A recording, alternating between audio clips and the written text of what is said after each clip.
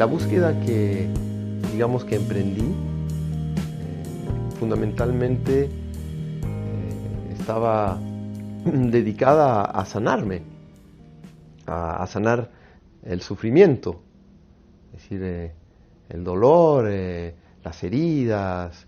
Me daba cuenta que yo reaccionaba desde las heridas del pasado en el presente. A veces hay personas que dicen, no soy yo, son mis familiares, fue mi papá, mi mamá, pero en el fondo pues es uno mismo, ¿no? Es desde un mapa condicionado por el pasado y por sus propias heridas, es una especie de ego emocional.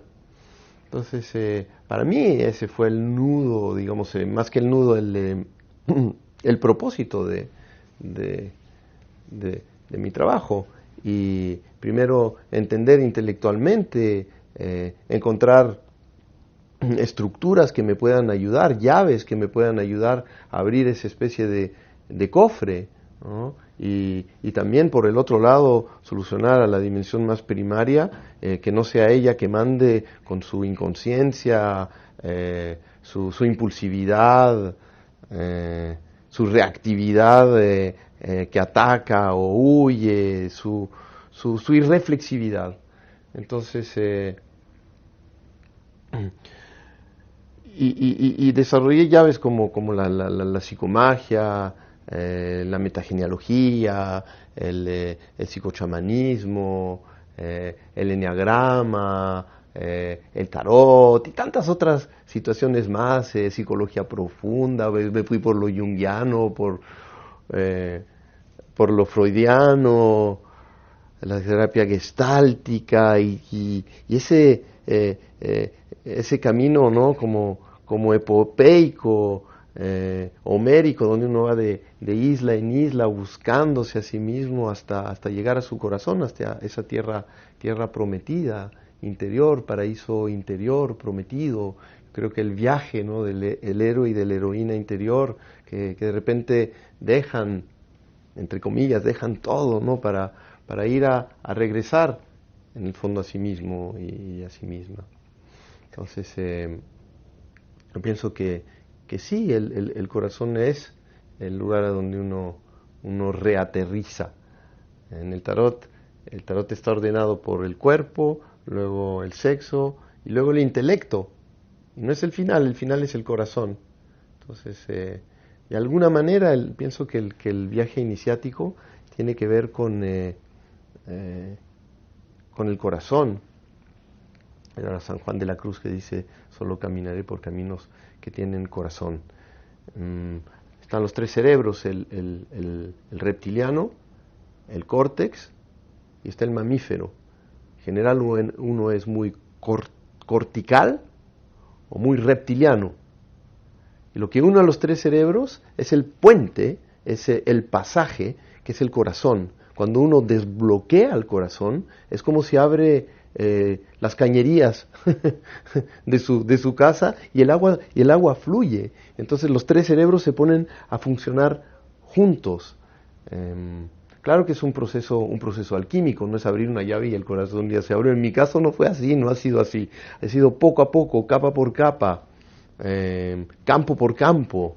Hay que ir a visitar los campos primarios, que son los campos patriarcales, culturales, religiosos, históricos, sociales, familiares, parentales y su propio ego. Entonces es como una cebolla que se va abriendo hasta de alguna manera liberar a la bella esencia que habita en ti. Yo creo que me moví porque había como una especie de radar que me decía, eres, lo voy a decir así, no bueno en el sentido judeocristiano, pero eres bueno. Lo que te habita es bueno, es más que humano. Es decir, es una esencia que es y depasa lo humano.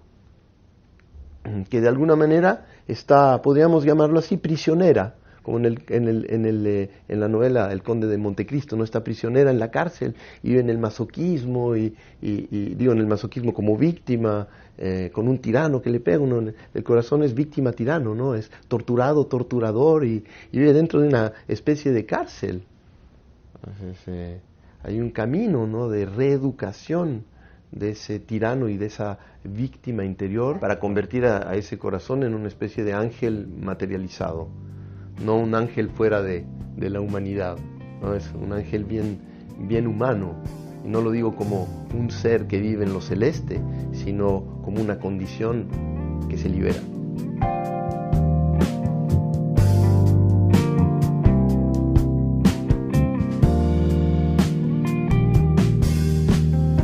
Hay dos emociones tóxicas, es la descarga de violencia, la rabia continua, que es producida por heridas, por golpes en la infancia, o por necesidades que no están llenas, ¿no? Está uno enojado porque algo le falta, también tiene que ver porque no fue nutrido cuando fue niño o niña, o fue violentado, que sea verbal o físicamente, emocionalmente. Y la otra es la otra energía tóxica, emoción tóxica, es el ansia.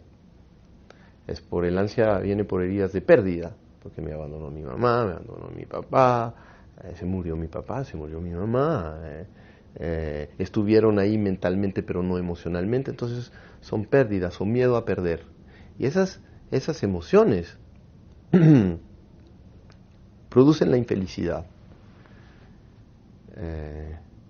Llegar a domar esas emociones es el juego de ajedrez con uno mismo.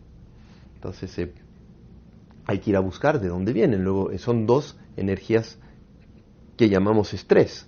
La rabia interior es una forma de estrés, violencia, rabia interior, y la otra, la ansia, es otra forma de estrés. Y el estrés es la antimateria de la felicidad. Una persona que vive estresada, enojada, es una persona infeliz. Una persona que vive con confianza y que vive con un gran bienestar es una persona feliz. La práctica de la felicidad es generar energías positivas y saber cómo hacerlo. Entonces yo te hablo es como un esquema, pero eso toca la genealogía, toca la historia, porque estamos como vestidos de mapas, ¿no? Vestidos de mapas que nos llevan a los mismos lugares de infelicidad que vivieron los otros. Entonces hay una especie de dificultad de no serle fiel al sufrimiento del pasado. Es como si sufriendo le soy fiel al pasado y pertenezco. Entonces la práctica de la felicidad tiene algo que ver con aprender a morir. Ayer hablaba en un psicoteatro de morir al rencor. Es decir, dejar de quejarse, dejar de culpabilizar al pasado por lo que no logramos vivir, lo que no logramos crear, porque no logramos amar, porque no logramos ser, ¿no? Por nuestra vida material, por nuestra irrealización, etcétera, etcétera. Entonces se utiliza esa especie de rencor inconsciente como una especie de vestido, de uniforme que nos permite parecernos a nuestros ancestros frustrados.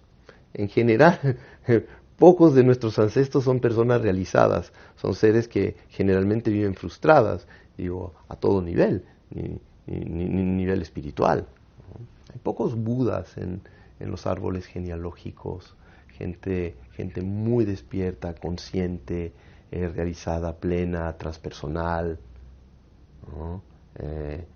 Tricerebrada, creativa, que trabaja con el hemisferio derecho y el izquierdo, con el mamífero disluido, el reptil reorientado, ¿no? Domado de alguna manera, el intelecto amable, no competitivo, no normativo, con una dimensión cuántica, despierta, con divinidad interior, no dogmatizada, seres casi futuros en el presente. No hay muchos, entonces en general venimos con mucha tarea, es decir, toca trabajo. Entonces toca como que reordenar esos campos y esa información, revisarla, reordenarla, de alguna manera dejar lo que no es útil y guardar lo que sí, ¿no?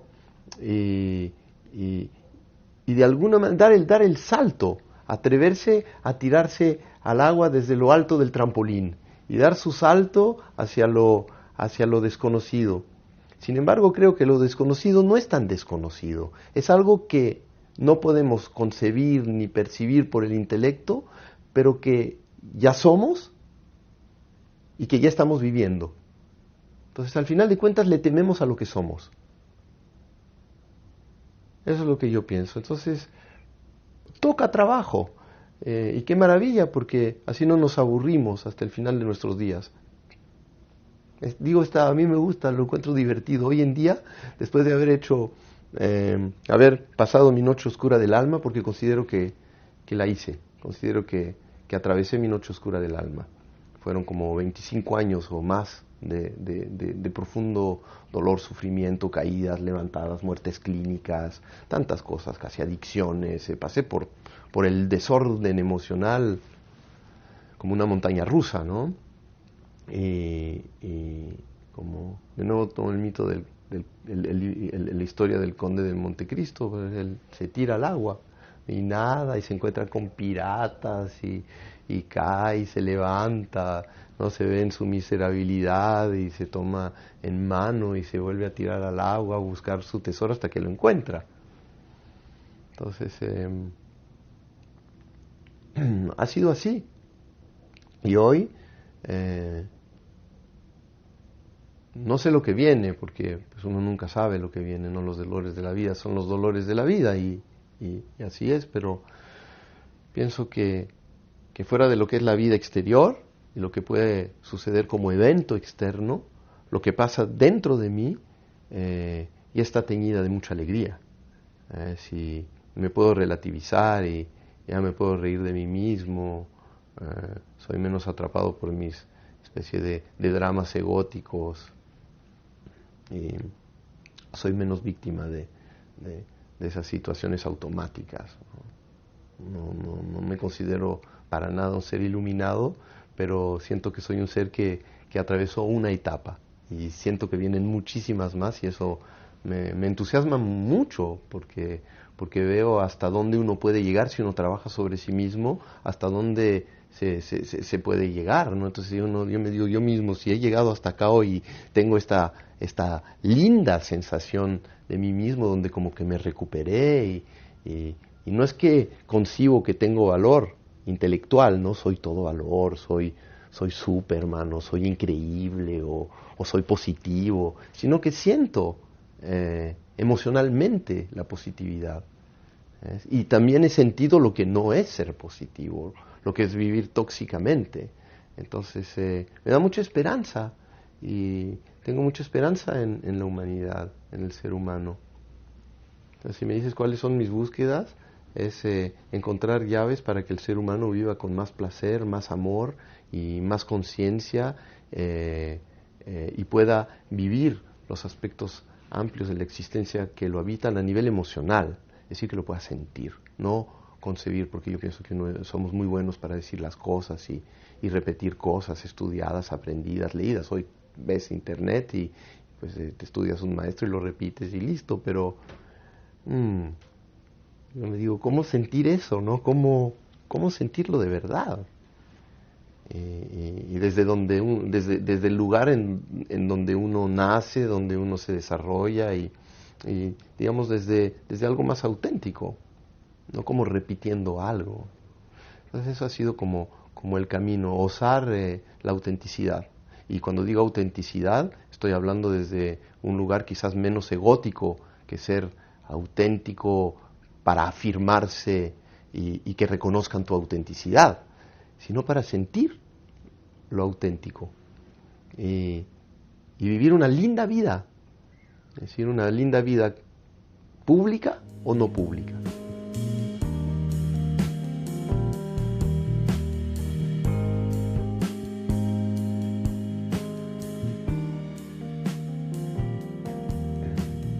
Yo me di cuenta trabajando sobre mí mismo y con tanta gente, ¿no?, que teníamos la tendencia a culpar a los otros. Entonces es mi mamá, es mi papá, fue mi abuelo, me posee mi mamá, me posee mi papá, pues si me pasa esto es por qué mi papá o por qué mi mamá. Como si hubieran personas, es como decir es la culpa del tequila, es la culpa de la cocaína, es la culpa de la marihuana, ¿no? Como si fuera uno sujeto y un objeto, como si uno fuera un borreguito blanco y que inocente, y que todo lo que pasa es por culpa de los otros, y que la solución es como desposeerse de los otros, liberarse de los otros, analizar a los otros, comprender a los otros, y una vez que eso está hecho, uno está libre y que no tiene nada que hacer. Entonces se dedica al pasado. Entonces yo dije, hay algo que no está funcionando porque yo lo he hecho. Y yo me dije, claro, y no, porque mi papá, y porque mi mamá, y porque mis bisabuelos, y los mis bisabuelos, y el patriarcado, y el espíritu patriarcal. Pero me dije, ¿dónde está todo eso? ¿Realmente dónde está? ¿Y quién es todo eso? Porque no son quiénes, es quién es. Es un campo. Yo no creo que nada está en otro lugar que aquí. Soy yo en un campo de información. Es un campo de información en mí que no se ha revisado, del cual yo no me he hecho cargo. Son super yos que están en mí, que se han estructurado desde el pasado, pero soy yo. No está ayer.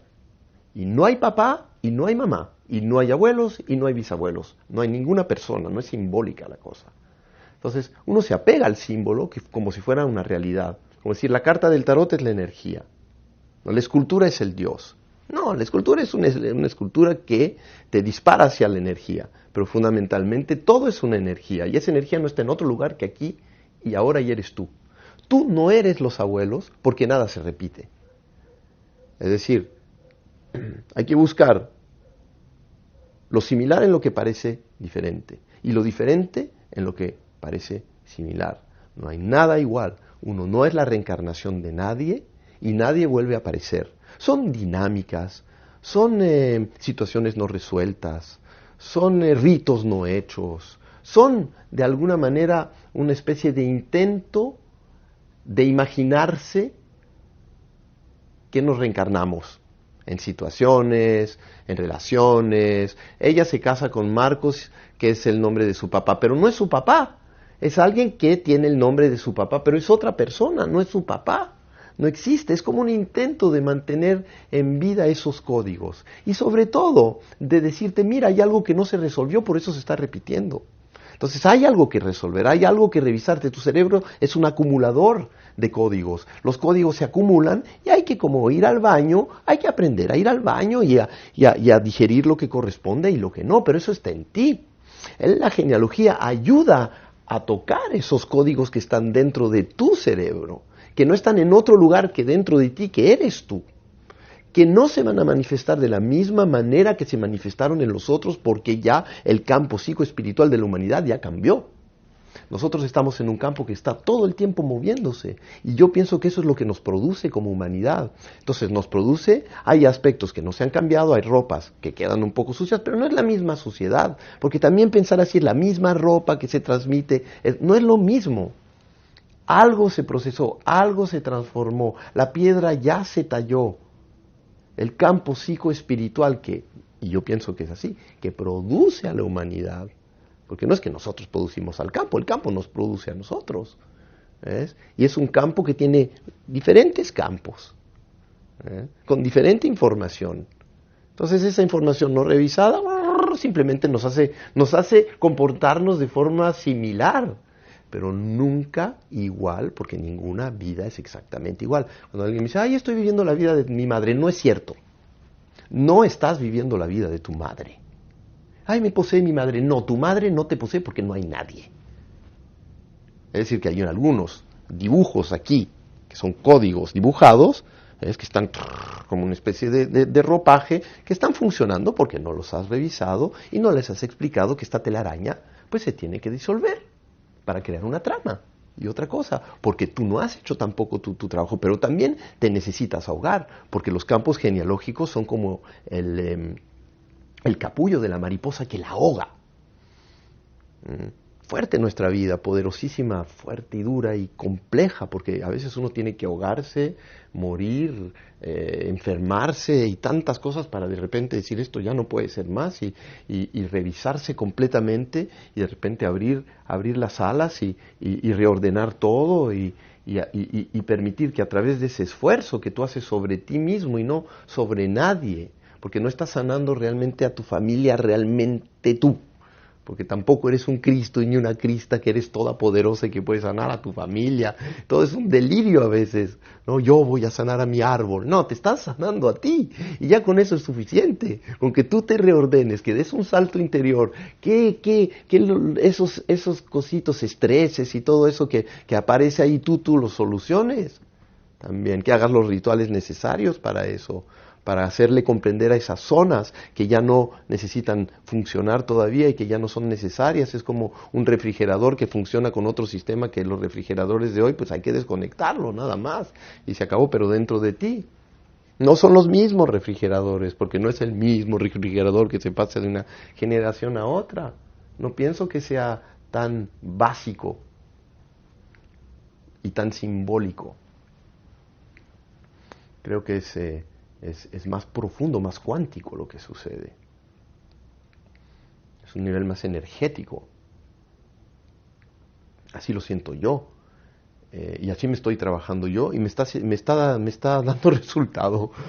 Porque yo era el abuelo, yo era el bisabuelo y no sabía cómo hacerle. Hasta que dije, bueno, ok, sí, ese lenguaje es útil. ¿Para qué? Para esa dimensión reptiliana, porque lo reptiliano necesita rituales y de alguna manera, pues aunque sean códigos, existe un aspecto, se traduce con aspectos simbólicos en el córtex, ¿no? Pero son energías que habitan en el cerebro más profundo. Hay que hacerle sus rituales porque ese cerebro es ritualístico, como los reptiles son ritualísticos. Tienes que explicarles a través de un ritual que irse a la derecha, pues esta vez lo va a matar y ya se habituó a ir a la derecha porque pues no habían autos ni habían trenes, pero ahora hay trenes, ahora hay autos, entonces ya no necesita ir hacia la derecha, se puede ir a la izquierda, pero es como porfiado ese cerebro. Entonces, como que repite caminos similares, creyendo que son los mismos. Así es, creemos que son los mismos caminos, pero no lo son. Entonces, es como enseñarle otro mapa. Bueno, sí, eso sí funciona. Pero pienso que todo el trabajo del pasado, ¿no? Hasta los orígenes de la humanidad, y que es el espíritu patriarcal, que todavía bañamos en el espíritu patriarcal, porque eso ya es una entidad colectiva. El mundo de hoy está bañada en un espíritu patriarcal. Y eso no tiene que ver con repetir algo, eso tiene que ver con no saber domar o saber redirigir o redireccionar a las dimensiones primarias que tienen que ver con la vida, la muerte, ¿no? Es decir, que territorio, alimento, la descendencia, más territorio, más alimento, más descendencia, es el descontrol del animal. Si tú lo dejas, él va. Es cuando no hay dimensión conciencia, cuando no hay un espíritu como más colectivo, más unificador, cuando no hay conciencia que todo está unificado y que todo es una sola energía y no se ha encontrado esa esencia dentro del mismo cerebro y haciéndole comprender que no es una esencia animal, sino que es una esencia espiritual. Y ahí haces que todo se unifique, que no haya, que no esté fragmentado, que haya menos miedo, menos ansia, ¿no? Entonces se necesitan hacer esos rituales para ir poco a poco educando esa dimensión más primaria. Entonces, cuando hablamos de pasado,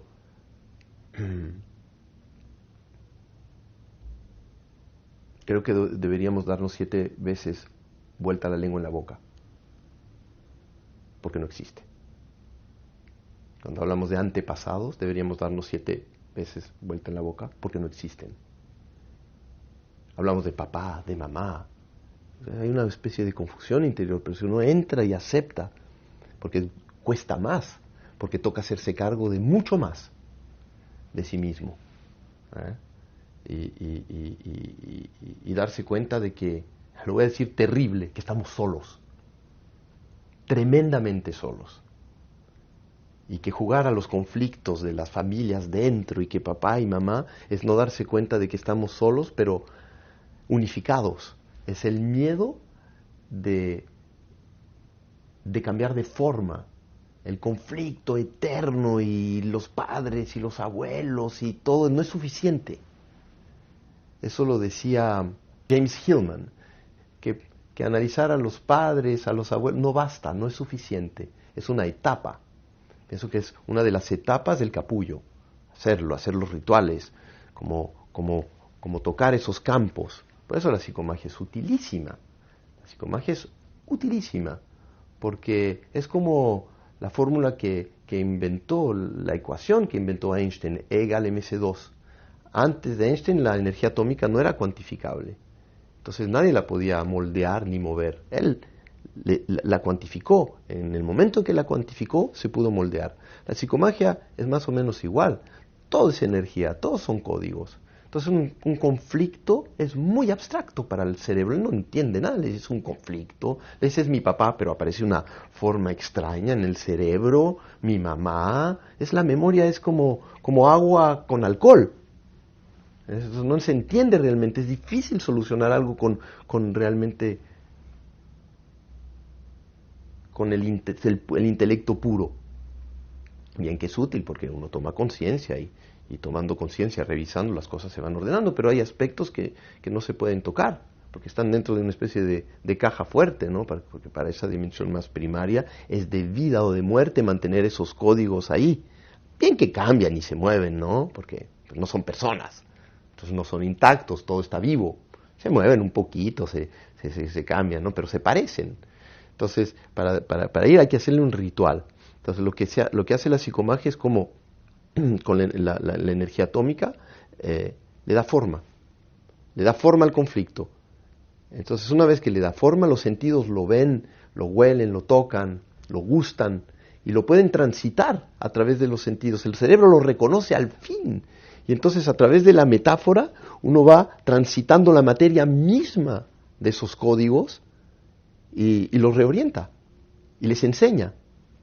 Es una escuela psicológica la psicomagia, pero es una escuela con un profesor que es tu conciencia que va guiándote a ti mismo y a ti misma dentro de tu acto que tú vas recorriendo como un héroe de tu propia historia.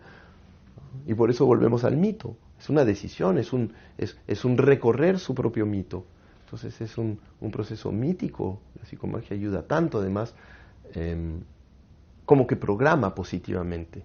Un acto siempre termina con positivo, positivo y positivo. Ese es el propósito. A veces hay que transitar una situación un poco difícil, compleja, ¿no? A veces dolorosa, pero siempre para llegar ahí. Pero, entonces, para mí la genealogía y la psicomagia tampoco es todo. Porque yo durante años me abandoné y dice, la psicomagia va a sanar todo, hice tantos actos, ¿no? Y me di cuenta que sí es fulgurante lo que hace la psicomagia cuando está bien hecha. Pero tiene sus límites también, porque el proceso interior es el proceso interior. Hay un momento, por eso digo esa soledad, ¿no? Hay un momento donde ya no hay nadie, eres tú y la dimensión egótica de tu ser. Son tus caparazones, son tus hábitos egóticos, hábitos destructivos, tu propia ceguez, la ignorancia, los propios miedos, ¿no? Los propios miedos a amar, a entregarse. Ya no queda más que eso. Después uno lo utiliza como excusa para no amar. Ay, eres mi mamá. Mira, esto es excusa para no abrirte, ¿no? Esto es excusa para no ir a visitar otra cosa. Y además el intelecto es muy hábil porque va a interpretar las cosas de forma nunca ver lo que realmente le toca trabajar, porque lo que le toca trabajar es sí mismo, al final de cuentas. Y no es, yo hago todo sobre mi familia, porque así como si uno no tuviera ego y no tuviera rigideces. Por supuesto que las tiene, ¿no? Y son protecciones, porque protegen esa alma que yo llamo bondadosa, iluminada, la protegen, ¿no? Pero es perverso, porque creyendo que uno se protege de las heridas, protege a las heridas a las cuales uno se identificó. Entonces, ese sufrimiento es de alguna manera lo que nos identifica. Entonces diciendo, ay no, porque yo soy muy sensible, yo me protejo y me estoy protegiendo porque tengo mucho miedo. No, lo que pasa es que estás protegiendo a las heridas, que están produciendo esas emociones que envenenan al corazón, que es la rabia y la ansiedad constante, que es la droguita que necesita el corazón para seguir identificándose a su miserabilidad. Y que esa miserabilidad en el fondo es la inmensa resistencia, según mi visión, que existe en nosotros para entregarse al amor profundo, a eso que llamamos divino. Y no es un concepto, es una sensación interior, amorosa para mí. Es divino, llamo la vida o amor amplio. Entonces, hay un juego perverso, donde, ay, me quiero liberar, pero lo estoy haciendo de tal manera para nunca hacerlo. Entonces esa es la trampa que se utiliza en muchas técnicas intelectuales de análisis, donde se culpa al pasado, que está en otro lugar que tú. Es como, es mi propio tirano interior, es mi propia víctima interior. Entonces, pienso que poner las cosas en su lugar hoy en día es fundamental, y yo lo he estado haciendo porque pues fui criado en la genealogía, en la psicomagia, en el psicochamanismo, conozco la descodificación, la biodescodificación, psicobiodescodificación y todo eso, ¿no? Que funciona, por supuesto que sí, estamos tan llenos de códigos, pero el peligro es pensar que esa es la única llave. Entonces ponerla en su lugar sirve para esto, para esto, para esto y para esto. Bien, capítulo hecho. Muchas gracias, maestro. La psicomagia sirve para esto, para esto, para esto. Muchas gracias, limpiamos el terreno, está limpio, ¿no? Tac. Entonces, psicochamanismo, vamos abriendo puertas, tac, tac, tac, tac, tac.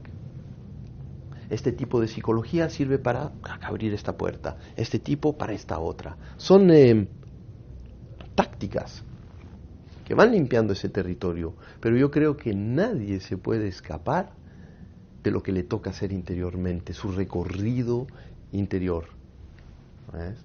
Y desidentificando a su ser de todo pasado. Esa es la limpia. Una vez que hiciste eso, te encuentras con la resistencia, digamos, pura, el ego puro. Y ese es el recorrido que nos toca hacer a todos.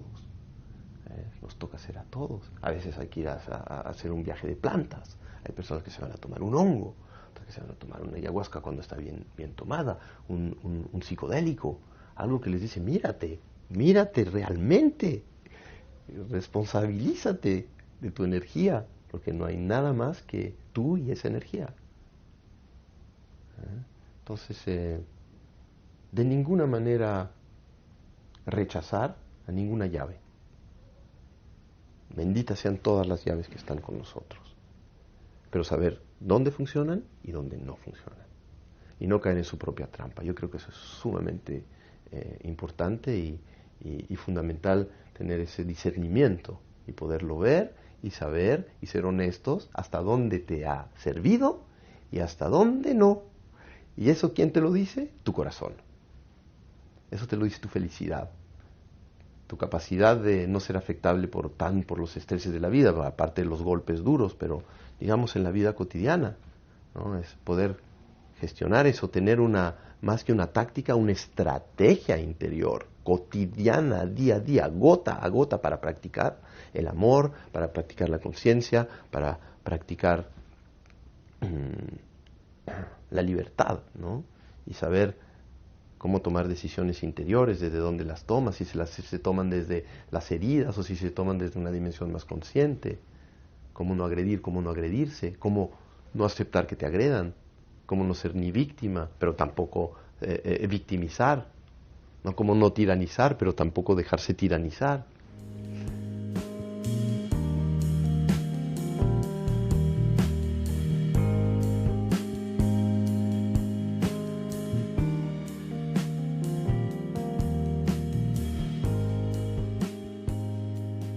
mi investigación interior está el tema de a dónde quiero llegar, qué quiero hacer de mí, qué quiero llegar a ser, etcétera.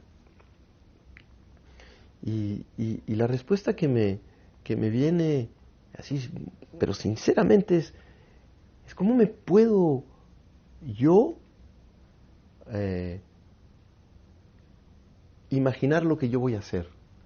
Me limito a lo que yo imagino y me limito al yo que yo imagino en el futuro. Quizás la vida quiere algo de mí. Quizás realmente voy a llegar a lo que ni siquiera jamás hubiera imaginado. Y a mí me gustaría llegar a eso. Es llegar a darme cuenta de que se puede llegar a más de lo que uno jamás se hubiera imaginado. Entonces me cuido de la visión de créate a tu yo perfecto, créate a tu yo futuro, imagínate a lo que vas a llegar, porque te limitas a eso. Es decir, darse inspiraciones, ¿no? Es decir, quisiera lograr esto a nivel material, ¿no? Quiero llegar a esto, hacer la casa, hacer el trabajo, hacerlo, se puede, por supuesto que sí. Pero hablando a nivel de alma, interior, de felicidad, de iluminación, creatividad, no me voy a dar ningún límite. Yo voy a decir, me voy a abrir, me voy a abrir, me voy a abrir, me voy a despejar, a despejar, a despejar. Me voy a, como en la alquimia, me voy a purificar, a purificar, a purificar. No que haya algo malo, sino cosas innecesarias, ya no sirven. Entonces me voy a purificar, y es el trabajo del árbol genealógico. Voy a purificar hasta de repente, como una pirámide. Esa es la estrella de David, ¿no? Que tiene esas dos pirámides y uno lo identifica a las religiones, pero toma solo como el símbolo. Me voy a construir como una pirámide hasta recibir a la pirámide que viene de arriba, algo que jamás me hubiera imaginado. Es como la inspiración, el Espíritu Santo arriba llega y te posee. Yo creo que aspirar a eso es fantástico, porque uno se abre y se da cuenta que querer llegar a algo es muy limitado, es reducir a la vida a un punto de vista humano. Y yo pienso que la vida es humana, pero más que humana. Entonces, sin embargo, se pueden hacer actos para despejar, ¿no? a esos condicionamientos. Es tratar de llegar a lo más auténtico que existe en nosotros, lo más receptivo. Es como una radio, abrirle todos los canales, no reducirlo a uno, abrirle tantos, quitarle las interferencias hasta que pueda recibir y pueda captar lo más que se pueda en esta vida. Y no creo que uno revienta, porque parece que mientras más transparente te haces, es como que si te fundes en la totalidad del océano. Mientras más vaso eres dentro del océano y más entras en las profundidades, hay presión y rompe, porque resiste. Pero si tú te transparentas y te conviertes en una esponja y entras en la profundidad del océano, el océano te atraviesa y te conviertes en todo el océano. Ya no hay presión, porque te conviertes en el todo. Te unificas al todo. Entonces a mí, si existe un sueño, es prepararme para recibir a lo desconocido.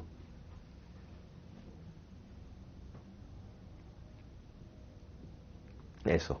Entonces, ahora, en la psicomagia he hecho muchos actos. Es decir, que como viví el desprecio de mí mismo cuando era niño, no voy a contar mi historia. Si las personas lo quieren leer, pueden leer El collar del tigre, que es como una especie de autobiografía, donde cuento, ¿no? cómo aparece el conflicto de autoestima, la baja autoestima, y cómo se inscribe en el corazón como una dimensión que te identifica, ¿no? La autoestima, lo que decíamos con las heridas, ¿no? Me identifico a las heridas que producen esas dos emociones que en el fondo son la ecuación de la baja autoestima, ¿no? La rabia constante y la ansia constante de personas con muy baja autoestima, porque una persona muy ansiosa tiene la autoestima muy baja, ¿no? Y con mucha rabia, pues también, si te pega, es que pues hay algo que no está funcionando a nivel emocional, como la droga de la baja autoestima.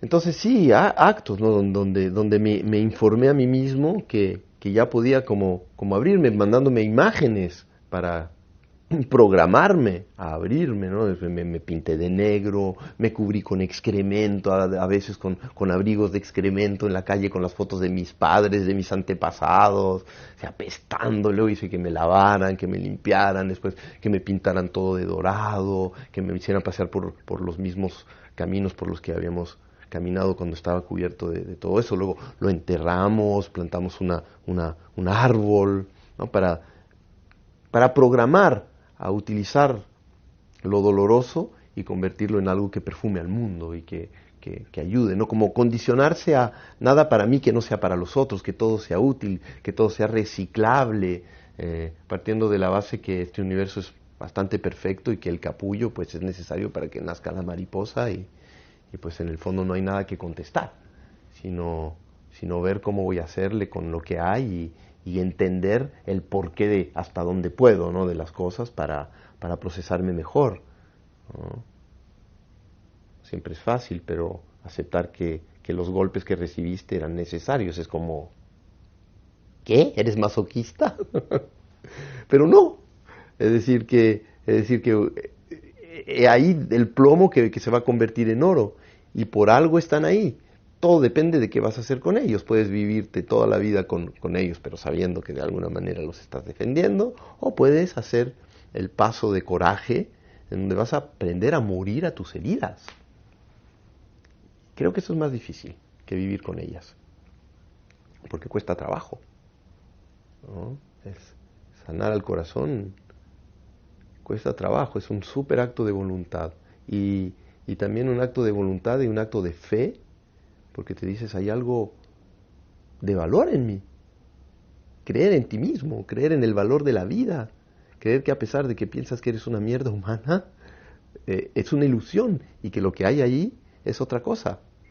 Y eso te ayuda a ver a los otros seres humanos así. Dices, a pesar de sus neurosis, a pesar de todo lo que hacen, de sus patologías, su esencia es buena. Vale la pena, como yo valgo la pena. Entonces, si tú lo logras encontrar, es como decir, increíble, tenía razón. Entonces te empiezas a amar mucho más a los seres humanos y a comprenderlos mucho más. Y también comienzas a entender la esencia humana. Es como si tuvieras las piernas rotas durante 20 años y de repente, oh milagro, tienes piernas y comienzas a correr y te haces corredor, lo disfrutas como nunca. O lo disfrutas como otras personas que han caminado toda su vida no lo disfrutan. Es algo que le das mucho valor a la vida.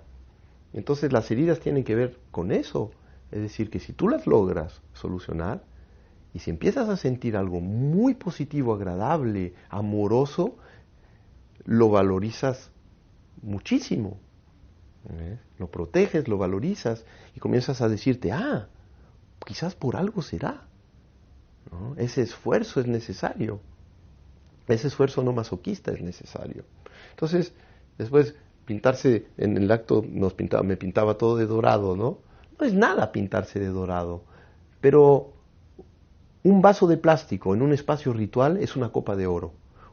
Una pintura dorada haciendo malabarismos frente a los autos para limpiar los vidrios es una cosa. Hacerlo en un espacio sagrado es un impacto muy poderoso para la mente cuando uno sabe cómo crear esa poción simbólica que sana, ¿no? Entonces, yo sé que me programé. Yo me programé, hice muchos actos donde me pinté de dorado, donde me bañé de rosas, donde me bañé con miel, donde me bañaron, mi madre me bañó con leche, donde me dieron tantas cosas. Entonces fui preparando, es como poner gotas de tinta en un vaso de agua y hacer que esa agua vaya llegando, uno no sabe a dónde. Porque un acto de psicomagia toca la memoria arcaica del ser. Entra como una inyección y va para adentro. Tú no sabes hasta dónde va a llegar, es misterioso, yo no te lo puedo decir, pero lo que yo sí sé y lo que mi cerebro sabe es que sí funcionó y me está haciendo efecto 10 años después. Yo tuve fe en la psicomagia, fe total, nunca dudé, porque la empecé a experimentar y vi los cambios que iban sucediendo, pero lo fui practicando. Entonces, digo, a ese nivel, sí, la psicomagia te va a programar, pero un acto de psicomagia es como un jardín. Tú plantas una flor, si le echas ácido y luego la quemas con un radiador, no va a pasar nada. Entonces, no esperar que la psicomagia te sane la cuestión y luego ya no te tengas que ocupar de tu jardín. La psicomagia es un acelerador, es un salto cuántico. Pero si tú no te ocupas de ti mismo, no va a pasar. Y si tú no te adaptas a lo que el acto te produce, no va a pasar. Como si tú quieres ser algo y tú no te comportas como ese que quieres ser, no va a pasar nada. A nivel intelectual, a nivel emocional, a nivel etcétera. ¿No? Y si vas a seguir los mapas del pasado, no, mapas del pasado estamos hablando de seres no siempre despiertos. Entonces, pues hay algo que revisar para ver lo que no quieres repetir. Ya nos lo dijimos, no de la misma manera, pero no mantenerse en esos mismos mapas que ya no corresponden al territorio que eres tú. Y adelante con el trabajo. Y adelante con el trabajo, y pienso que adelante con el trabajo después vienen momentos donde creo que se camina, lo decía el doctor Claudio Naranjo, en un momento de éxtasis y luego el camino de las espinas. Hay que caminar sobre las espinas, tener la paciencia. Si te despiertas y pasa algo, después tienes que tener la paciencia porque tienes que estudiar más, tienes que trabajar más. Van a haber momentos complejos de caminar en el desierto, tantas pruebas, y te despiertas. Digo, hay un despertar, porque no creo que haya el despertar, hay despertares, momentos, saltos. Y parece que después hay un camino donde uno va a ver si logra alinearse con ese estado que se despertó, porque pues este mundo está lleno de estímulos y de tantas situaciones. No sé si sean exactamente pruebas o no, pero hay toda una vida que puede como distraerte y no es que te hace saltar hacia atrás, porque no creo que hay hacia atrás, sino que caer en viejos hábitos. Entonces, haces como la travesía, pero de repente hay algo que te hace volver a los viejos hábitos, ¿ves? Es como, llamémoslo, la telaraña. Y ahí la telaraña, tú te vas a crear un tejido y sales de la telaraña, pero de repente hay esa parte que agarra y te hace regresar atrás. No atrás, pero a ese tejido, no a ese campo. Entonces es un cuidado, es atención y pienso que es seguir como liberando y explorándose. No considerar que la cuestión está terminada, que sabemos todo, que todo se descubrió, sino que seguir desarrollándose. Eso sí, pienso que hay momentos en el que de repente uno sí libera a esa dimensión reptiliana que ya no vive en el miedo, en el conflicto, en la pelea, en la sed, en el hambre, sino que es placer, que comparte placer, ¿no? Que es una especie de ser apasionado, que está al servicio intuitivamente de los otros, se une, ¿no? El corazón se abre, es más alegre, es más compasivo, más unificado, más matriarca, y el intelecto se abre también y es más conectado a las dimensiones no racionales y a la información de la existencia, ¿no? Y comparte su... Yo no lo llamaría fe, sino su total conexión con la dimensión divina interior, para darle un nombre. Es decir, que se da cuenta de su pequeñez y está extasiado frente a lo que está descubriendo interiormente y lo comparte.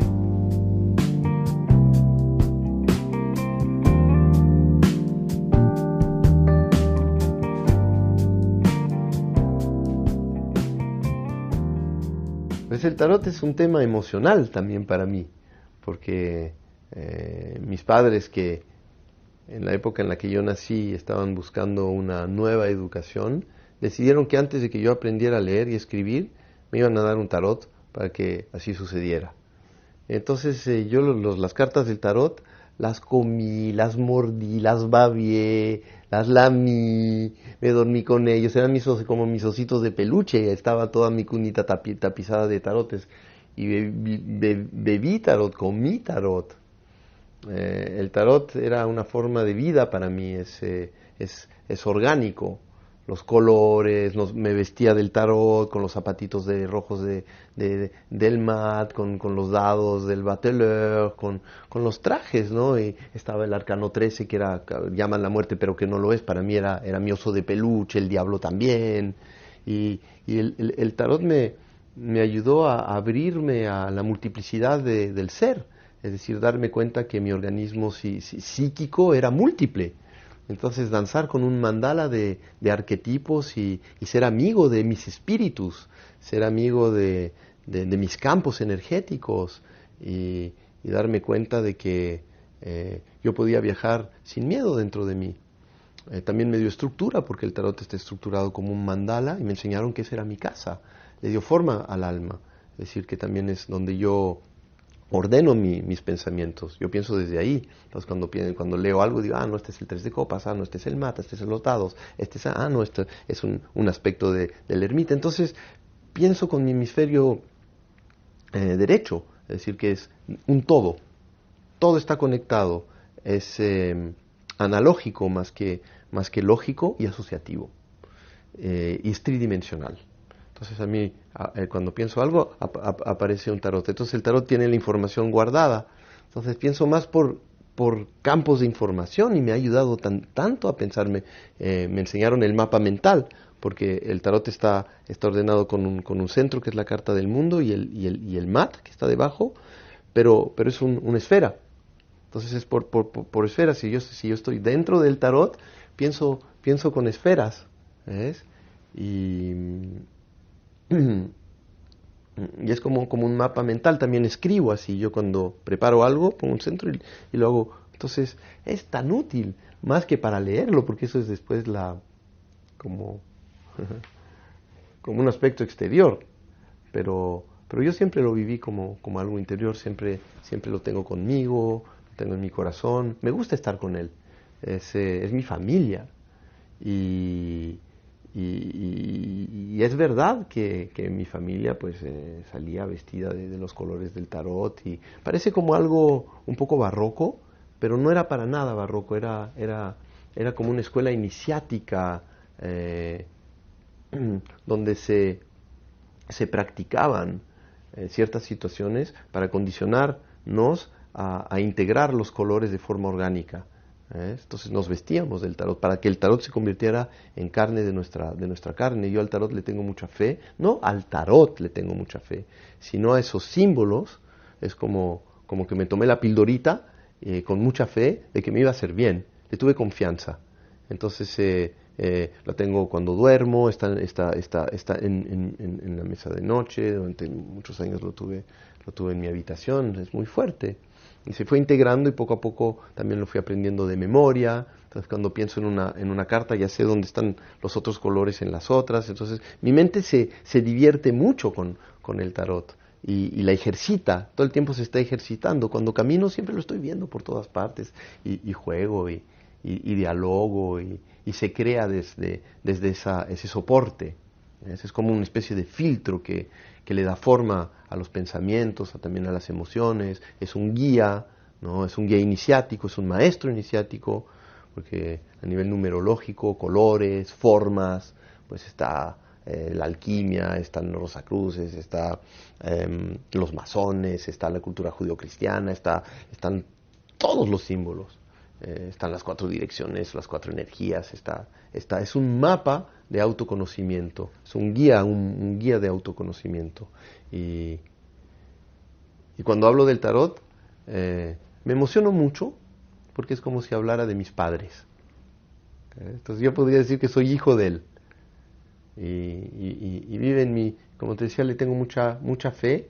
Sé que, aunque no lo esté pensando, él está en mis sueños. Él está actuando y ordenando mi pensamiento cuando hablo. Cuando hablo tengo referencias, es decir, tengo referencias iniciáticas. Es que tengo una estructura iniciática. Y cuando necesito saber algo, me entro dentro de él y le digo, por favor, ayúdame, ¿dónde está esto? ¿Dónde se encuentra? Entonces te lo va a decir. Parece que es una forma bastante perfecta a nivel de iniciación. Y, y yo siempre me he preguntado si viene realmente de una mente pasada. Yo creo que viene de un campo consciente muy poderoso que inspiró a tantos seres humanos en un momento y lo dibujaron, ¿no? Pero que de donde proviene a nivel de energía no es realmente el pasado.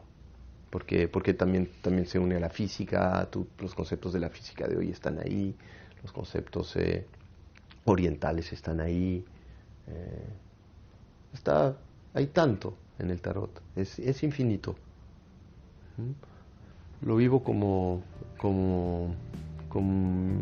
ya es más que mi maestro, es mi maestro amado. No es mi maestro rígido. Digo, mi maestro, ¿cómo se dice? Mi maestro temido.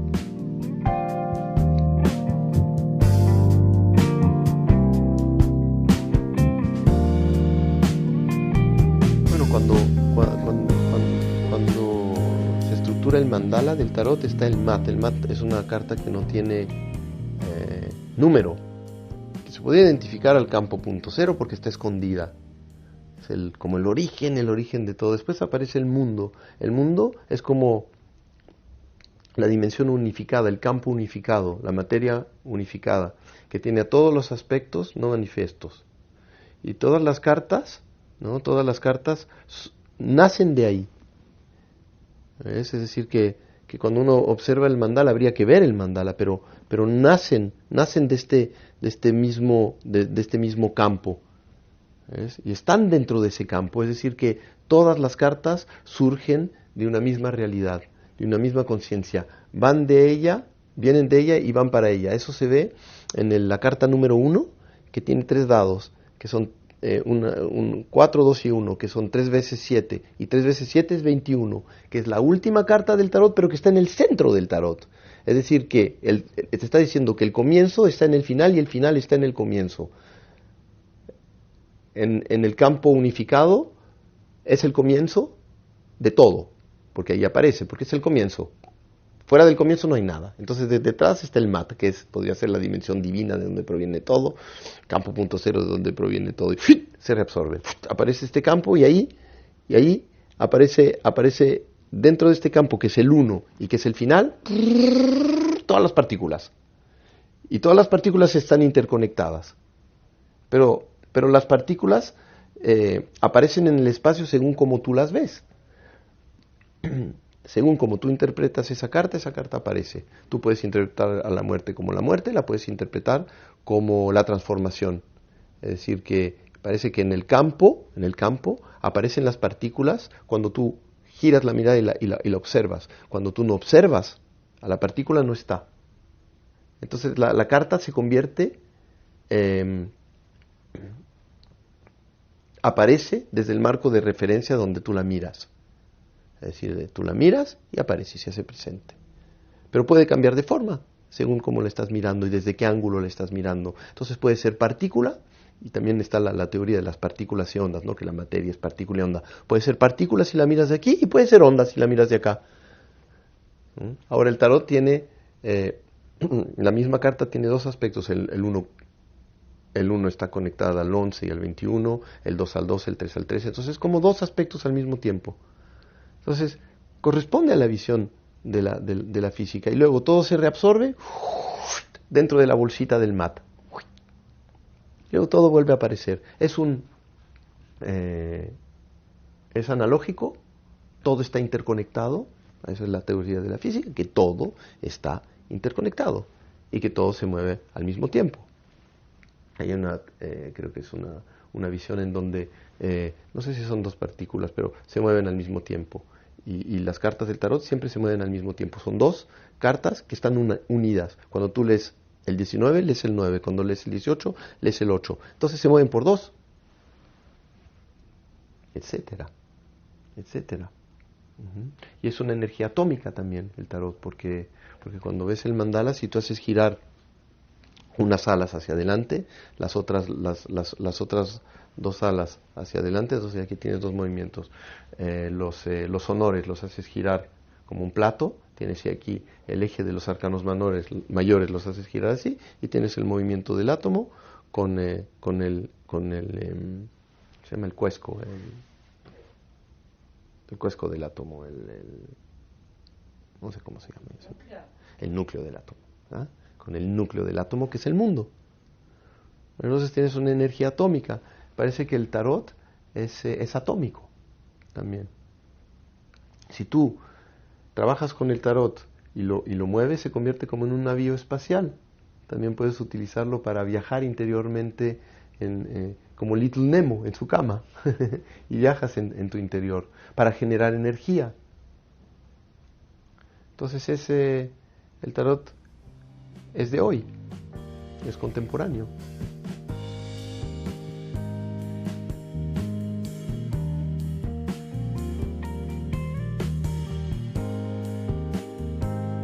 Si aceptamos la unificación de la materia y aceptamos que ya no hay división entre la materia y el espíritu, que eso que llamamos materia es una vibración un poco más lenta dentro de lo que llamamos espíritu, que es una vibración más veloz. Es yo en tanto que dimensión espíritu o materia unificada dentro de mí misma vibra un poquito más lento.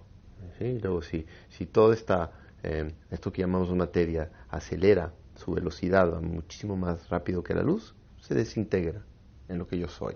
Entonces al final de cuentas materia y espíritu soy yo. Eso diría la materia unificada.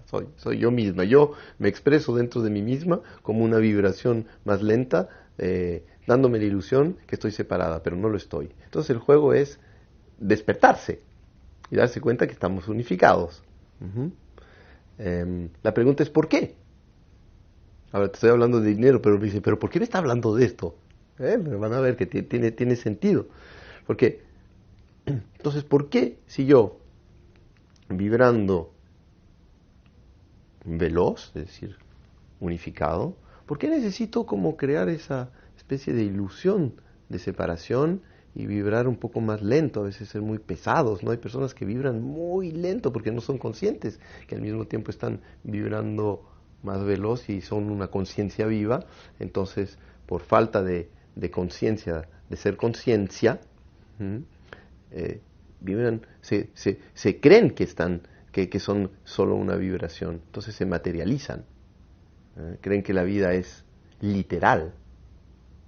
¿No? Se dan cuenta que la vida es otra cosa que lo literal, que están unificados y que la vida que parece literal no la es, y que en el fondo es una especie de ilusión, y que lo que somos es pura energía vibrante, unificada, y que de donde venimos es la energía vibrante unificada, donde estamos es la energía vibrante unificada consciente, conciencia, y a donde vamos es la energía unificada conciencia que somos, que siempre hemos sido, que somos y que seremos, sin tiempo y sin espacio.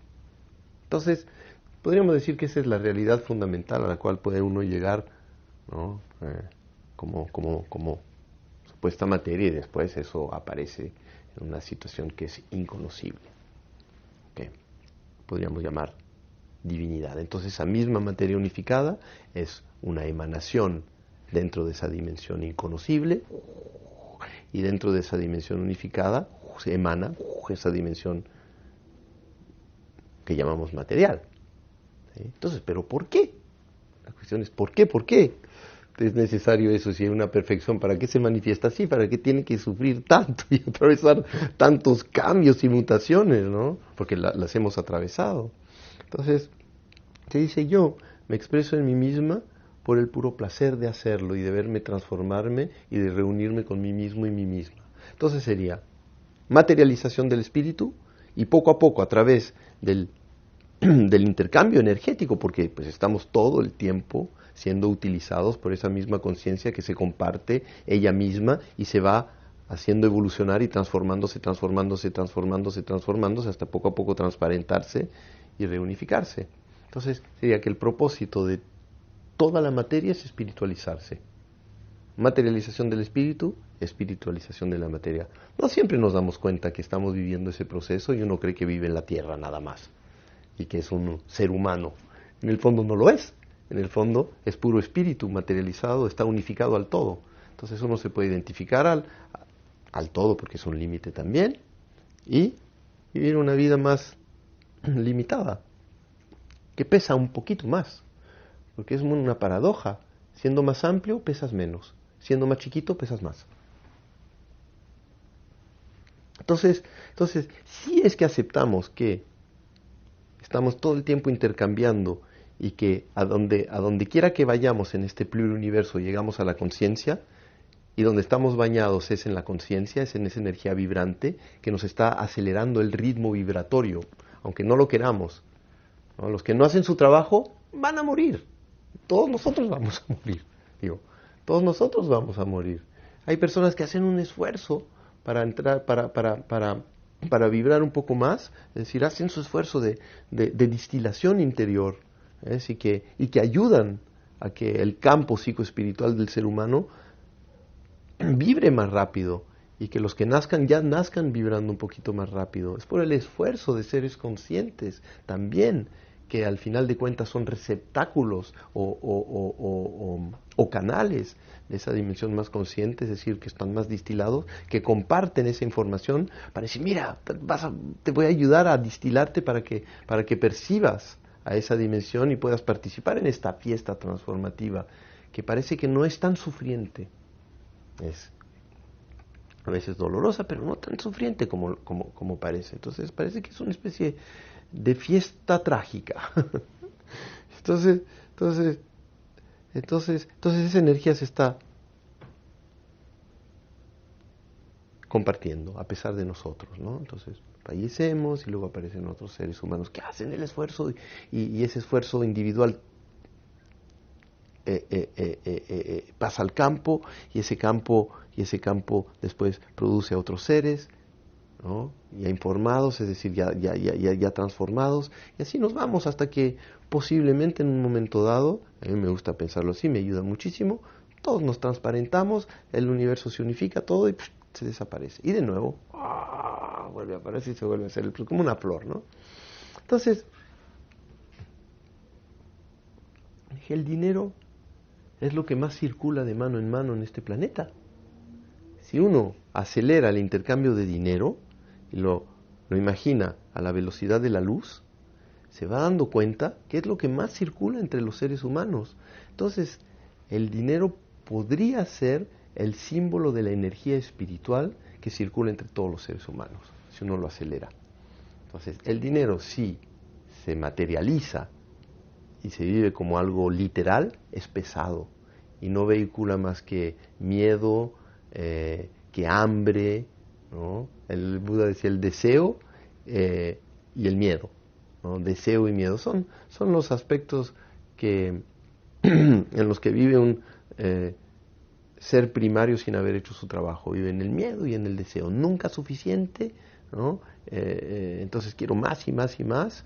Y el miedo, ¿no? Me voy a morir de hambre, me van a hacer daño, me voy a proteger. Vive en la guerra por el miedo y reacciona desde el miedo, ¿no? Y acumula y nunca le es suficiente, nunca está satisfecho.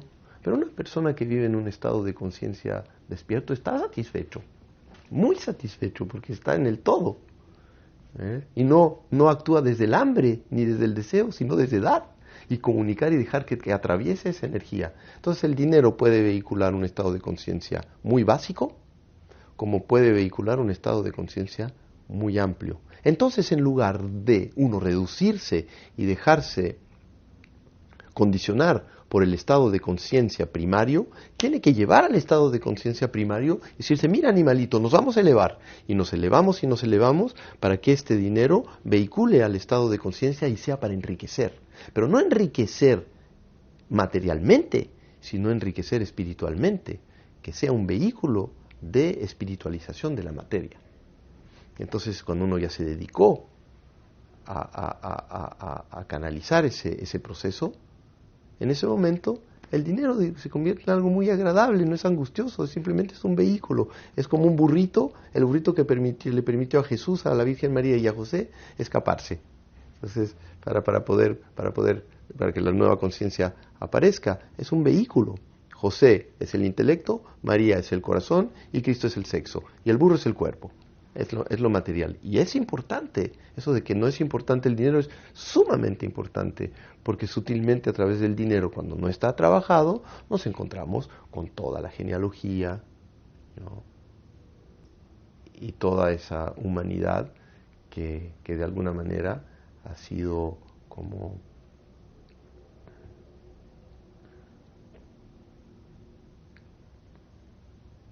cabalgada por la dimensión más animal, por la vida, ¿eh? Y la vida es fuerte, porque comer, protegerse, inmortalizarse, para esa dimensión primaria es fundamental. Entonces es antes que nada, para de alguna manera solucionar el miedo a la muerte, el miedo a la miseria. Por eso el Buda, la enfermedad, la vejez y la muerte. Solucionar eso es lo que quiso solucionar, porque se dio cuenta que ese animal eso es lo que dominaba, no es lo que quería, digo, bueno, porque esa dimensión animal, si uno no la soluciona, te domina, ¿no? Y no es eliminarla, sino ponerla al servicio, ¿eh? Entonces vivimos en una sociedad donde los seres humanos no han hecho su trabajo, y no es sobre el dinero, es sobre ellos mismos. Y por eso hay guerras, por eso hoy en día ya la religión no es la que guía al ser humano ni le inspira, tampoco es los partidos políticos, son las multinacionales que dominan al mundo hoy en día, es el dinero. Entonces es una exacerbación del animal. Es no me basta, no es suficiente, porque cuando uno no ha hecho su trabajo no hay satisfacción y quiere más y más y más, y no importa el medio que se utiliza para obtenerlo. Entonces nos crían en escuelas para condicionarnos y convertirnos en soldados de las multinacionales. Y todo está estructurado así, para que no nos despertemos, para que no seamos conscientes, para que sobre todo no nos sanemos y no seamos conscientes de que somos una dimensión espiritual y nos mantengamos vibrando lento, pesado, ¿no? Y consumamos mucho, que vivamos frustrados interiormente hablando, no conectados con la fuente de todo. Entonces, revisar el dinero es fundamental, porque vivimos con él y no nos damos cuenta, pero es un símbolo muy potente, es un vehículo muy potente, es el que vehicula las creencias del árbol, los conflictos del árbol, las frustraciones del árbol. Nuestras familias trabajaron por dinero, sacrificaron sus sueños por dinero. Tuvieron que entrar dentro de una sociedad donde fueron lobotomizados para poder pertenecer. Es como los guerreros tenían que cerrar su corazón cuando tenían que salir en hordas a robar, a asesinar a sus hermanos y a sus hermanas, ¿no?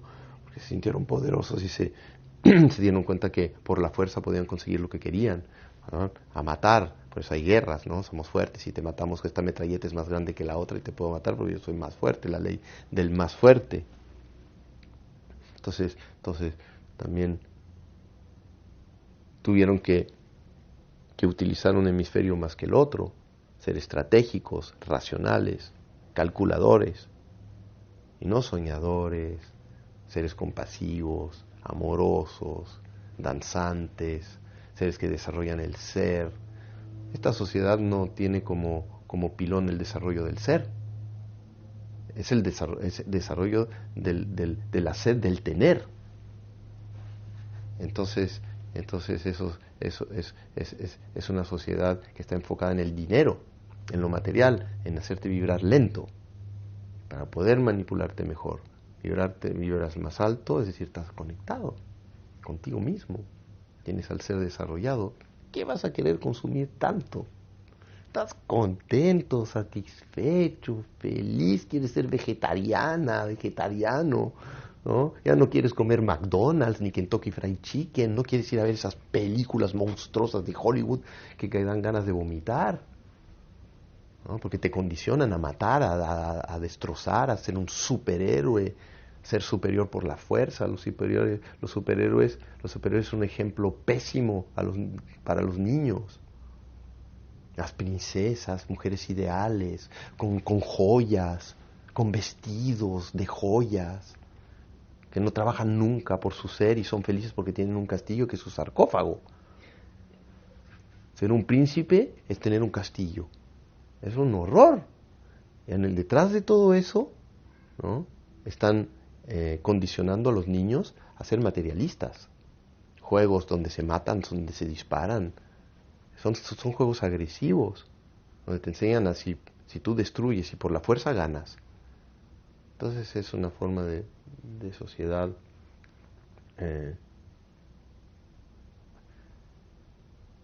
al servicio del dinero. Entonces yo creo que la gran revolución es hacer su trabajo sobre el dinero. Es intentar dejar de ser tan materialistas. Es utilizar al dinero como un vehículo sagrado. Porque pobrecito, es como un niño.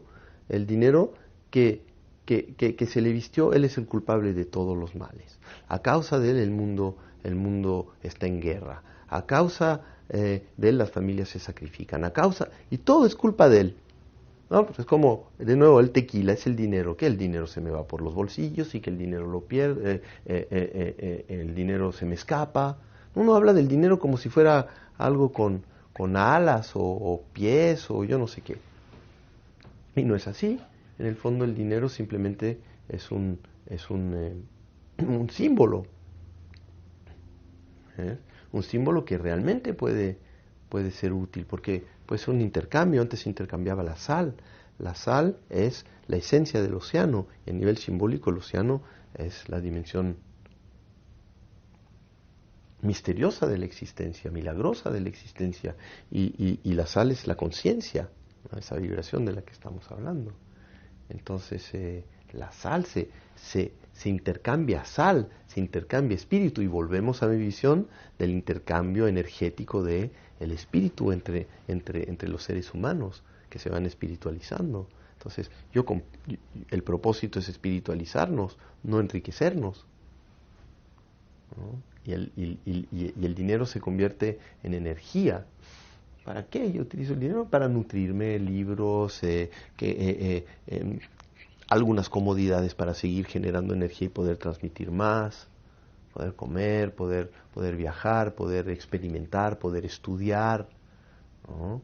Poder vestirme con ropas que me permitan viajar bien, respirar bien, nada, energía.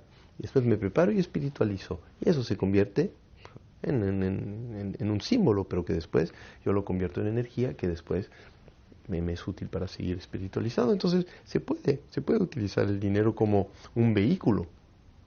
Yo creo que es fundamental. He visto a tantos árboles destruidos por el dinero, y en general casi todos, porque el tema fundamental, si uno lo ve bien, es el tema del dinero. Es el tema. Entonces, en estos momentos estoy escribiendo sobre eso, es decir, sanar a su dinero para sanar a la sociedad.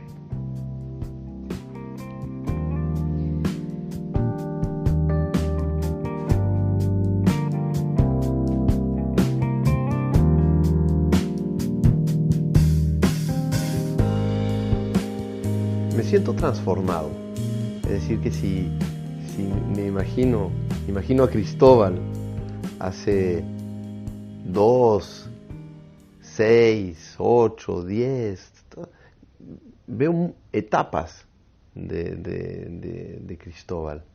He asistido a mi proceso de transformación con momentos más largos, ¿no? Que es esa noche oscura del alma, y con saltos más como inmediatos, ¿no? Como de repente te sacas la camisa y ya de repente estás desnudo. Otros son chalecos de fuerza y cuesta más.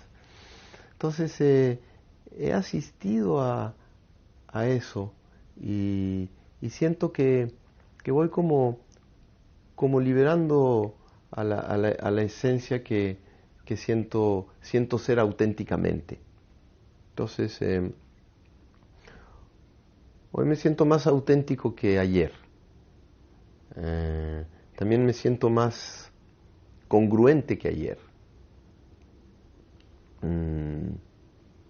Siento que puedo malabarear mejor conmigo mismo, que puedo gestionar mejor mis emociones, los pensamientos, tengo más dirección, hay más claridad. Siento más a la condición divina que antes. Siempre la he sentido con mi cabeza, pero con mi corazón. Hay como un encuentro con eso, que yo soñaba, siempre soñaba. Desde que era niño rezaba. A mí me enseñaron a rezar desde chiquito. Vamos caminando por la calle, era yo soy de ti, tengo confianza en ti, yo soy de ti, tengo confianza en ti. Pero yo lo sentía mucho en la cabeza. Pero eso yo soy de ti, tengo confianza en ti, es algo que estoy sintiendo más en mi corazón. Entonces, mucha fe, mucha esperanza, también mucha alegría, más felicidad, más creatividad. Me siento aquí y en tantas partes al mismo tiempo. No como un sueño, sino como una sensación psicofísica, espiritual. Entonces, cada vez más dedicado a la obra humana. Tengo unas ganas de seguir dedicándome a esto con más pasión. Me he visto a mí mismo transformarme como he visto a tantas personas que cabalgan o nadan conmigo y me da mucha satisfacción trabajar con otras personas en estos procesos y verlas progresar a mí me lleva a comprometerme más. Entonces, en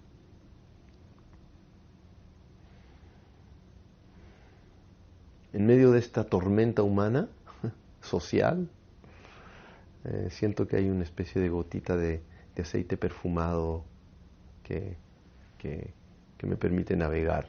Y en esa gotita hay tantas personas. He tenido, no creo en la suerte realmente, pero han sucedido cosas que me han dado mucha felicidad, ¿no? Poder practicar al mismo tiempo que los aspectos terapéuticos, de sanación, el arte también. Entonces me llena mucho. Desarrollé este evento que se llama el psicoteatro, que me ha dado mucha satisfacción.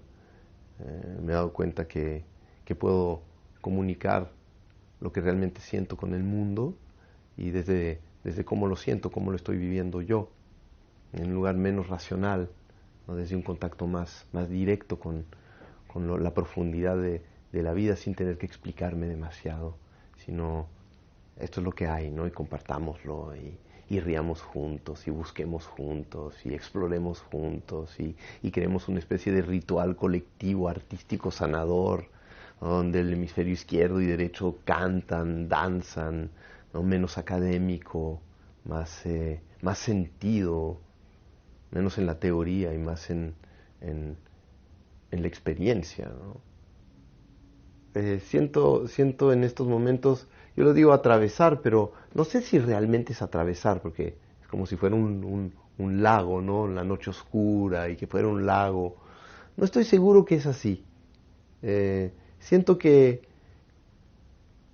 hay algo que se ha disluido, es que ya no transito los mismos mapas. Mi mente ya no se maneja en los mismos mapas que antes. Entonces hay un mapa que transito que corresponde más al territorio original de mi ser.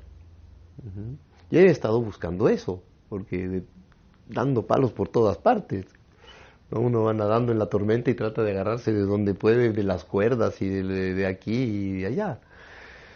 y a ver cómo le hace, ¿no? Para recoordinar todo eso y reordenar todo eso y poner las velas y alinearlas y que aparezca el sol de la mañana y uno pueda navegar de nuevo antes de la otra tormenta, pero la próxima tormenta pues uno ya la puede navegar mejor porque ya aprendió. Entonces si hay un problema ya va a donde tiene que ir para solucionarlo hasta donde puede, ¿no? Tiene elementos.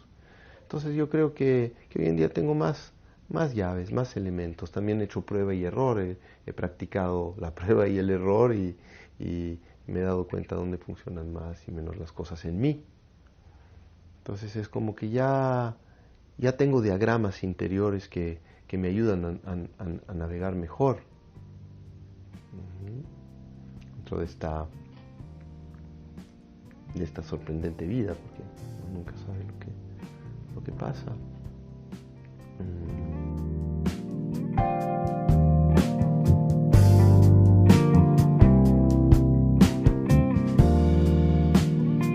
Es que cada uno de nosotros y de nosotras tiene facilidades y dificultades. Si yo digo, escucha tu intuición, y eres una persona siempre intuitiva y la intuición y lo irracional te lleva, yo te diría, estructúrate. Si una persona es súper estructurada y racional, le digo, ve y hazte un viaje chamánico y descubre otra cosa, ¿no? Es decir, que algo que te lleve a lo irracional, quizás haz una experiencia psicotrópica en tu vida, vete al Amazonas, ¿no? Si la persona es muy emocional, infantil, le diría, pues vas a tener que asentarte más en tu animalidad, a ver si de repente te tienes energía que te permite madurar y hacer experiencias que te hacen crecer el corazón, porque pues, estás en lo infantil, y de repente también vas a necesitar como reflexionar más. Entonces yo creo que discernirse es importante. Primero discernir con qué funciona más y cuál es lo que necesita desarrollar. Sin embargo, y eso discernir lo que necesita desarrollar. ¿Pero para qué? Para alinear esas velas, es decir, su córtex, su mamífero, su reptiliano, su cuerpo. ¿Alinearlo a qué? A una dimensión amplia del ser. Yo invitaría a las personas que creen que solo son humanas a darse cuenta que no solo lo son y que son más de lo que creen.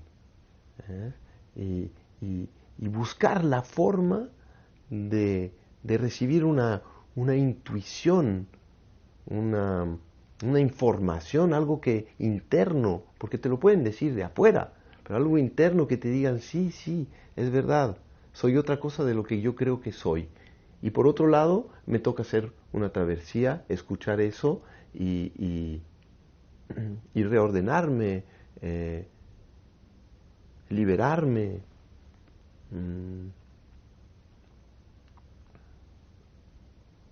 trabajarme, ¿no? Para sonar con la misma nota que ese ser. Es decir, hay algo del llamado, ¿no? Yo creo que hay algo que pasa en un momento. Yo tuve 2 muertes clínicas, es decir, que me morí 2 veces y estuve desde ese otro lado, ahí estuve. Y yo necesité eso para de repente darme cuenta que había otra cosa, qué sé yo, y que podía aspirar a eso. Yo necesité recibir muchos golpes, caí muchas veces, caerme es caerme en mi propia miserabilidad, muy testarudo, y una y otra, hasta que a esa parte testaruda de mí dijo, ya, te lo voy a hacer, y lo hizo. ¿Ves? Pero me digo, ¿por qué fui tan testarudo también en seguir adelante? Porque fui testarudo en resistir, pero fui testarudo en seguir. Y soy testarudo, voy a seguir, no le voy a parar porque veo que progreso. Pero Pero ¿por qué me digo? Porque hay algo dentro en mi caso, en mi corazón, que sintió, no sé cuándo ni cómo, que había una esencia amplia. Yo lo llamo divino, pero yo lo sentí, y que ese desorden que había en mí, yo lo podía como reordenar, reorganizar, y sentí que habían cosas que no me correspondían, ¿no? Que quizás herencias genealógicas, etcétera, etcétera, pero mapas. Entonces, eso. Entonces yo creo que lo que les diría a las personas que no tienen esa corazonada es que se las arreglen para tenerla, y que si necesitan recibir palos, que los reciban, pero que se despierten, ¿no? Y que de repente se despierten, y como una especie de polilla interior que las devore y que las obligue a moverse. Que las cosas no suceden así como así, y toca trabajar, ¿no? La iluminación pues puede llegar, pero yo creo que es uno entre 100 millones. Una iluminación súbita, de repente te iluminaste y no hiciste nada, ¿no? Lo otro es que te enseñen, y lo otro es que tú hagas un esfuerzo fenomenal, porque toca hacer un esfuerzo fenomenal para transformarse, ¿no? Y hacer ese proceso que hacen las mariposas, las orugas para ser mariposa, pero eso es un esfuerzo. Entonces yo les aconsejo que hagan el esfuerzo, que hay personas que lo hacen en 1 año, otras en 5, otras en 10. Yo he sido testarudo, me ha tomado mucho. No sé si mucho o poco, pero ha sucedido así en mi caso, y que sean apasionadas por sí mismas, y que crean en sí mismas, pero no en sí mismas egóticamente hablando, sino en que hay una esencia que va mucho más allá de su persona, de lo personal, dentro de ellos y de ellas, ¿no? Y que luchen por conquistar esa dimensión paradisiaca, que no es que está solamente ahí, sino que está en proceso, que hagan la travesía del alma, que no termina nunca, es decir, decidir a ir dejando tierras y tierras para percibir otras, que escuchen a la vida, que la vida siempre está enseñando algo, a pesar de que lo enseña a veces a palos y con heridas y todo, pero siempre está enseñando, que aprovechen.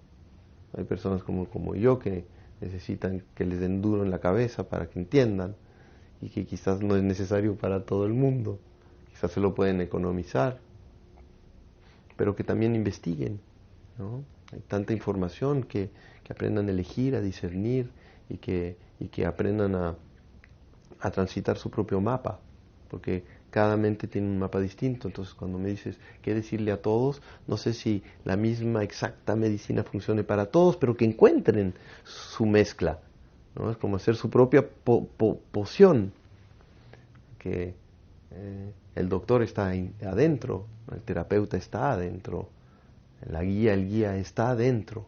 No siempre se presenta de la misma manera y habla de la misma manera, pero quizás hay un lugar común a donde todos podemos llegar, eso sí. Es decir, que hay un estado de ser común, y que ayuda mucho pensar que el trabajo que uno hace personal también es para los otros. Tampoco estar preocupados solo de los otros, sino que es dando y dando.